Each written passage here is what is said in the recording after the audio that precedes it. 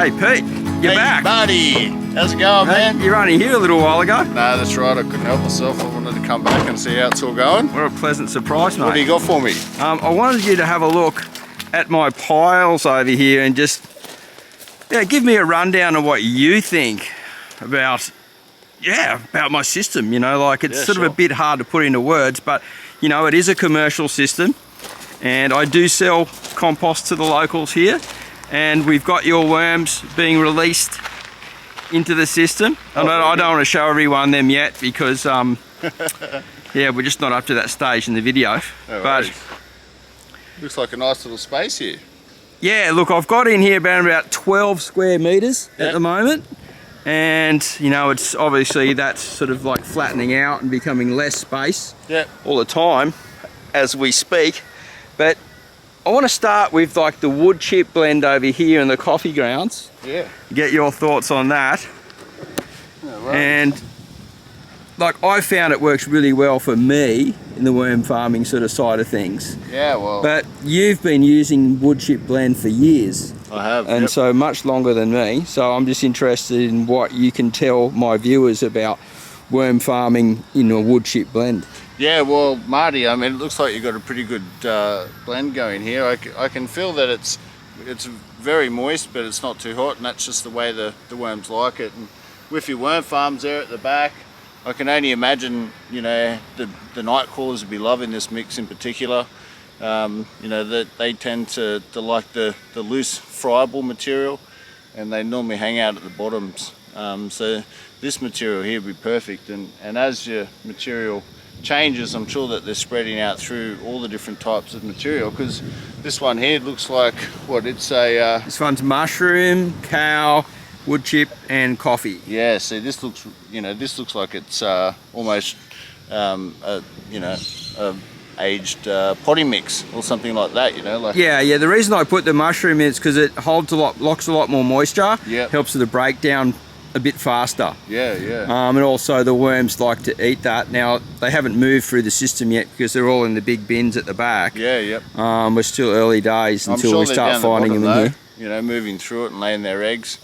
You know, I have seen a few little worms getting around, and and just even the darkness of the colour tells me that it's a bit more aged than that. Obviously there's, in that wood chip mix, there's still a lot more wood chip and material that hasn't fully what do they like to lay their cocoons on mostly, do you reckon? Like, I find if it's really sifted, I've seen cow manure, it's really sifted, they're laying cocoons on top. But when, like I've learnt from you with your mixes from years ago, with these mixes, is they're actually laying cocoons on the side of the wood chips. Yeah, well that's it. I mean, you got to think that with the worms not having any legs or arms or anything, that they use these hard edges of the wood chip to help pull the cocoons off. And also the wood chip creates that space for the moisture in the air to get through the system. So the bigger worms in particular like the air spaces, and that allows them to kind of, you know, be in that material, laying lots of cocoons. There's a bit of feed around, there's lots of moisture, and then they can just move freely. The big worms don't like it too much when the material gets quite sodden, because they can't move it through as freely, and that's the big difference between the smaller worms and the big worms. So digging into this, I get what you're saying, because what I've always tried to do is keep a lot of structure, and so there's a lot of air space in here. That's right.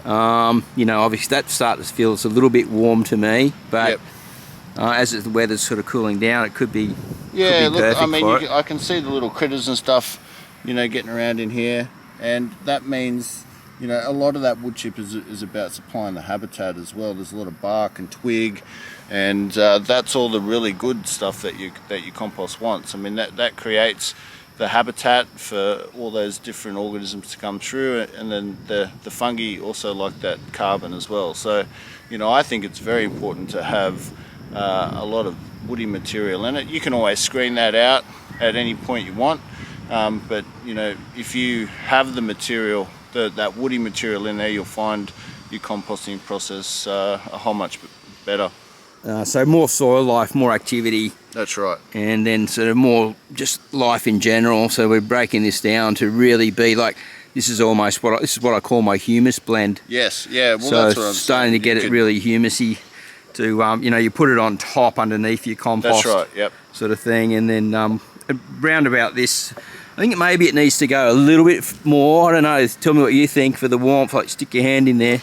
Yeah. Look, I mean, I kind of feel like you're gonna get a pretty good gauge, especially if you're sifting this out, and at that point where you know it almost becomes a food source for your garden. So you know, there's kind of almost a benefit in not getting it too far along and too hot, because you really want to come at that last part of the composting system when your microorganisms and your little critters and everything are trying to break that down and return it to the garden. So yeah. Okay, that's great. It's really good to get sort of like some common knowledge on how I'm thinking about it as well. I sell this part as my humus blend, which goes on top of my compost. Because this just breaks down slowly and then just feeds the garden a bit more. So anyway, look, thanks heaps for coming and have a look at it for me and let me know. Yeah, you got a nice setup, Marty. I can tell that you know, those worms are really going to get through all this material and help you get that out to the local area and into gardens. Yeah, awesome. So I reckon by mid-autumn it'd be really punching here, so I'd like to, if you're around and coming through, maybe we'll do a live show together, or we'll come and have a look out here again and just give everyone a bit of a rundown and see what you think. Yep, sounds good, mate. Thanks, mate, for coming. See ya. Oh no, we forgot, man. Forgot again. Little bit of elbow action. Yeah, that's what the pollies do, right? Anyway, thanks again, man, and we'll see you soon. No worries. Bye. See ya.